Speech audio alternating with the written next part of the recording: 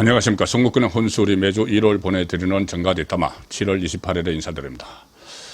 지난번 7.23 국민의힘 전당대회를 거치면서 그리고 이원석 검찰총장의 임기 만료가 다가오면서 여의도 정가에 화두로 떠오른 것이 하나 있습니다. 이재명 전 민주당 대표는 왜 구속이 안 되고 있을까? 누구 책임일까? 그런 이야기입니다. 별 이야기가 괴담처럼 또 음모론처럼 떠들기도 하는데 좀 오래된 이야기지만은 정권 차원에서 이재명을 오히려 구속시키는 것보다는 구속시키지 않고 계속 이재명 리스크를 민주당이 앉도록 만드는 것이 유리하기 때문에 구속을 일부러 안 시키고 있다. 그런 말은 오래전부터 여의도 정가에 떠돌았죠. 자, 그런데 그건 어떻게 보면 있을 수 없는 일입니다. 굉장히 위험한 발상인 것이죠. 그리고 이 정권 차원에서 이 검찰을 통제를 하고 법원을 다 통제를 하고 그렇게 해야지 가능한 일인데 그건 말 그대로 음모론에 불과한 것 같습니다. 심지어 이것이 이재명 구속 그 책임론을 놓고 그때 전당대회에서 심하게 부딪혔죠.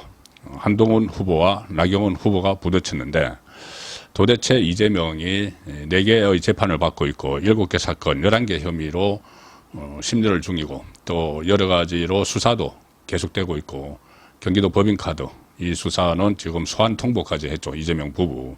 자, 그런데도 왜 구속을 못 시키느냐 이것을 놓고 여권 안에서 한번 폭발음이 한번 났죠. 전당대회 막바지에 나경원 후보가 MBN TV 합동 토론회 2차 토론회입니다. 7월 11일에 이런 이야기를 했죠. 그 한동훈 후보와 토론을 하면서 국민이 왜 이재명을 구속시키지 못했느냐 정말 답답해 하신다. 그렇게 이야기하면서 한동훈 전 법무부 장관을 겨냥을 했습니다. 법무부 장관 시절에 체포동의 요청서를 장황하게 읽기도 했는데 왜 구속을 못 시켰나 이렇게 물어봤습니다. 장황하게. 그때 2번의 구속영장이 청구됐을 때 법무부 장관 신분으로 한동훈 국민의힘 지금 당대표가 구속을 시켜야 되는 이유를 2시간 동안 읽었죠. 과거에 비교해서 굉장히 길게 읽었는데 그때 민주당이 상당히 강하게 반발을 하기도 했습니다. 그걸 이제 장황하게 읽어놓고는 왜 구속을 못 시켰느냐 이래서 또 감정 싸움이 시작이 됐죠. 같은 여당이 장황하게라고 하니까 좀 답답하다 그렇게 이야기하고 한동훈 당시 후보가 영장을 받아본 결과 구속영장이 발부가 돼야 할 상황이었다고 판단을 해서 그래서 법무부 장관으로서 그 자리에서 구체적으로 설명을 한 것이다. 그런데 영장이 기각된 것은 사법부의 판단이다. 한 번은 방탄을 해버렸고 국회 차원에서 한 번은 유창훈이 영장판사가 기각을 했죠. 그래서 사법부 판단이다. 그걸 왜 나에게 책임을 묻느냐 이런 이야기입니다. 그 이야기를 나오다가 넘어서면 안 될 선도 넘어버렸죠. 자꾸 나경원 후보가 다그치니까 법무부 장관이 왜 구속을 못 시켰느냐 이렇게 하니까는 법무부 장관이 구속시킬 수 있는 사안이 아니다. 그 이야기하다가 그 전에 패스트트랙에 기소됐을 때 나경원 후보가 나에게 공소 취소를 부탁을 했지만 법무부 장관이 할 수 있는 일이 아니어서 제가 못 들어드린 적도 있지 않느냐. 그래서 또 그 발언을 놓고 또 후폭풍이 일어났었습니다. 그것도 다 이재명 구속이 되지 않고 이재명이 저렇게 할개를 치고 다시 이제 당대표가 되기 위해서 90% 요즘은 어대명 그러니까 어차피 대표는 이재명이 아니고 9대명 이야기가 나옵니다. 90% 대표는 이재명 지금 득표 90% 하고 있죠. 춘회 경선하는데 자, 어쨌든 그렇게 이제 활개를 치게 할 수 있도록 만든 책임론을 놓고 여러 가지 여의도 정가에서 감론을박이 일어나고 있는데 제가 한번 정리를 해봤습니다. 자, 왜? 이 상황은 상황이고 여러 가지 상황 변화가 있었죠. 총선도 있고 다 있었는데 상황은 상황이고 인물을 놓고 보면은 과연 누구 책임이냐? 윤석열 대통령 책임이냐, 한동훈 법무부 장관 책임이냐, 여러 가지 책임론이 있지만은 제가 객관적으로 이렇게 살펴봤을 때 그 책임이 있는 사람 또는 집단은 5개입니다. 5명, 5개의 집단. 사람이나 집단입니다. 5개. 가장 큰 책임, 그러니까 책임이라기보다 이 사람은 누구 때문에 구속이 안 됐느냐, 뭐 이렇게 물어야 되는데 누구 때문에 구속이 안 됐느냐. 저는 첫 번째는 이재명 때문이라고 봅니다. 이재명 본인 때문. 이재명 본인이 본인의 구속 위기를 모두 빠져나가는데 어떤 계책을 세우고 또 상황을 만들고 지시를 하고 그런 정황들이 다 있죠. 첫 번째는 이재명 때문에 이재명이 구속이 안 됐다. 자, 2번 구속영장이 청구가 됐습니다. 다른 거 다 놔두고 구속영장만 놓고 보면은 2023년 3월에 첫 번째 구속영장이 청구가 됐는데 그때 대장동 사건, 유래신도시, 성남FC 사건을 묶었습니다. 묶어서 청구를 했는데 국회에서 체포동의안이 부결이 돼버렸죠. 그래서 이것을 불구속 기소를 했습니다. 이게 이재명 책임이라는 게 본인은 이 대선 후보 때나 여러 차례에 걸쳐서 불체포 특권을 포기하겠다고 국민에게 공약을 했죠. 불체포 특권을 포기하겠다고 공약을 했으면은 검찰이 구속영장을 청구를 하면은 이게 국회에 와서 체포동의안을 표결에 들어가면은 본인이 불체포 특권을 포기를 하려면 민주당에게 나를 불체포 동의안을 가결시켜라. 그러니까 체포동의안을 가결시켜라. 그러면 내가 법원에 가서 영장실질심사에서 나의 결백을 밝히겠다. 이렇게 해야지 정상이죠. 본인이 그거 다 포기한다고 했고 불체포 특권을 포기한다고 했고 나아가서 지금도 그 사건이 조작된 거다. 그렇게 하면은 본인이 떳떳하다면은 불체포 특권을 또 포기한다고 했으니까는 체포동의안을 가결시켜라.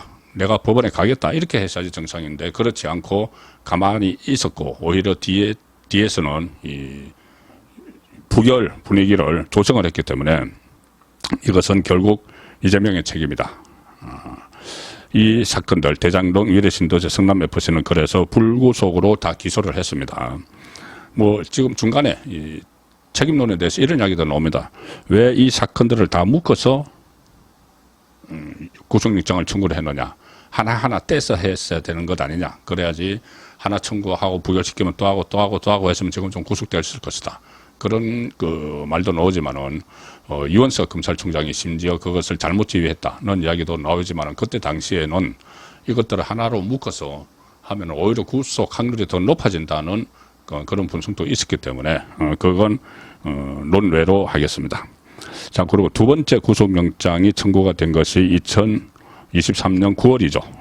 3월에 있었고 9월에 6개월 만에 있었는데 그때는 백현동 사건 그리고 대북송금 사건 이 2가지입니다. 이 2가지인데 그때 상황은 좀 이재명에 대한 피로감이 민주당 안에 상당히 많이 있었죠. 이재명 방탄하는 피로감. 그때 이재명이 단식을 하고 나중에 이제 뭐 몸을 회복한다고 병원에 있었는데 다시 체포동의안이 상정이 됐습니다. 그때 이재명이 염치불구하고 병상에서 그 체포동의안 투표 전날 업소를 했습니다. 박강원 그 민주당 당시 원내대표를 통해서 앞으로 자기가 당을 통합하겠다. 그러니까 친명, 비명 가리지 않겠다. 공천에서도 확실히 다 보장하겠다. 이렇게 이 약속을 던지면서 동의안을 부결시켜 달라고 병상 업소를 했죠.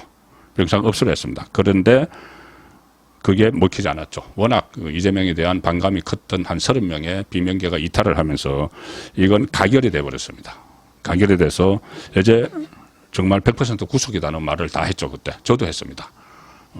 법조인들도 99% 구속이라는 말을 했습니다. 구속영장 발부될 거다. 그런데 영장실질심사에서 유창훈 영장전담판사가 이걸 기각시켜버렸죠. 기각시켜버렸습니다. 그 기각 사유에서 뭐 당 대표로서 무슨 정계미래 우려가 없다. 당 대표이기 때문에 이런 말까지 했고 어처구니 없는 이유를 갖다 붙여서 기각을 시키는. 그래서 결국은 유창훈 부장판사를 피해서 또 영장을 청구를 했어야 되는 것 아니냐. 그것도 이원석 책임이다. 이런 말도 나옵니다. 유창훈이 건순일, 이재명과 재판거래 의혹이 있는 건순일 전 대법관과 고등학교 동문사이고 또 같이 근무를 했고 해서 건순일 라인으로 불리는 유창훈에게 왜 이 영장 그 심사를 맡겼느냐.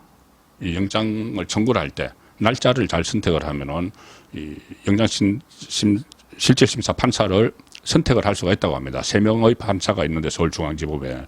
근데 왜 하필 유창훈을 선택을 했느냐. 그런 이야기도 있지만 어쨌든 그런 것보다는 유창훈 본인에게 책임이 있겠죠. 그래서 저는 이재명이 구속 안 된 두 번째 책임자는 유창훈. 정치적 판결을 내린 유창훈 이렇게 봅니다.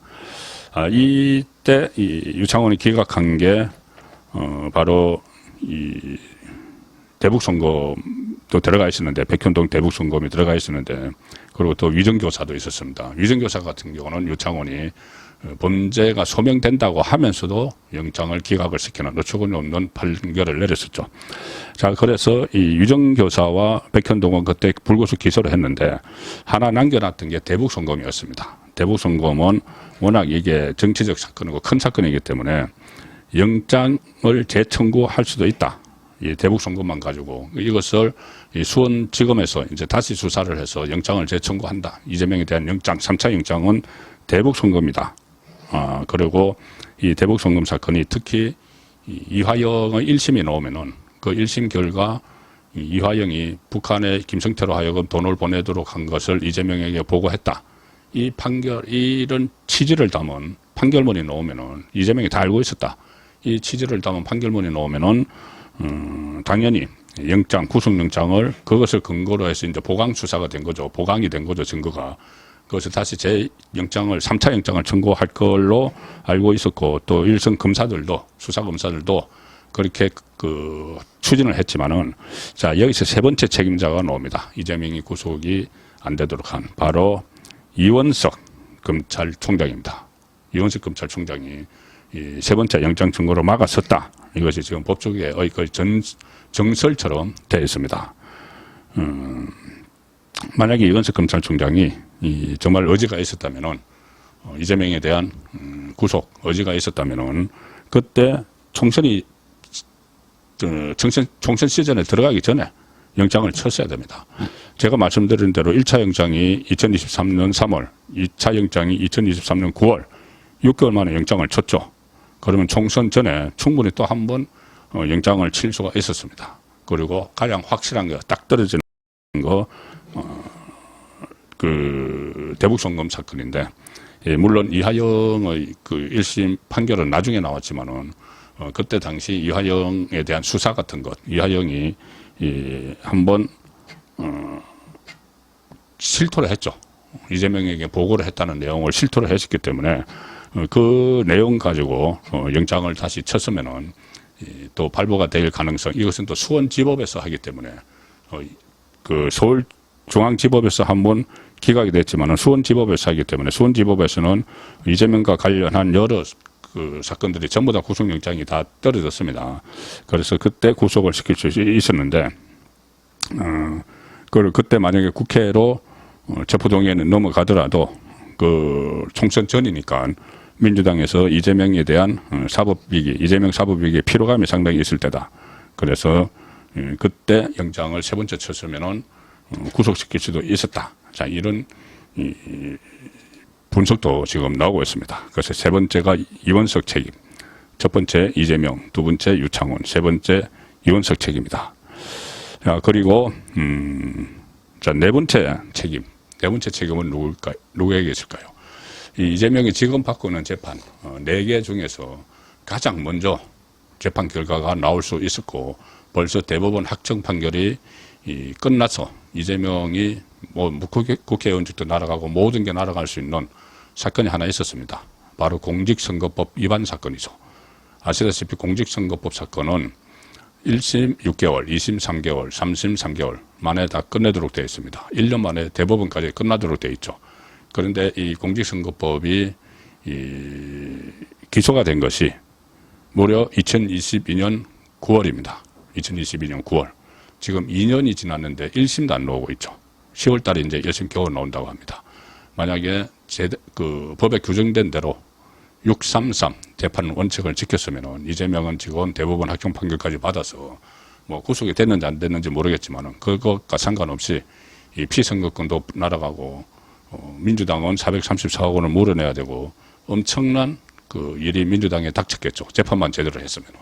자, 그런데 그걸 질질 끌다가 중간에 도망가 버린 판사가 있었죠.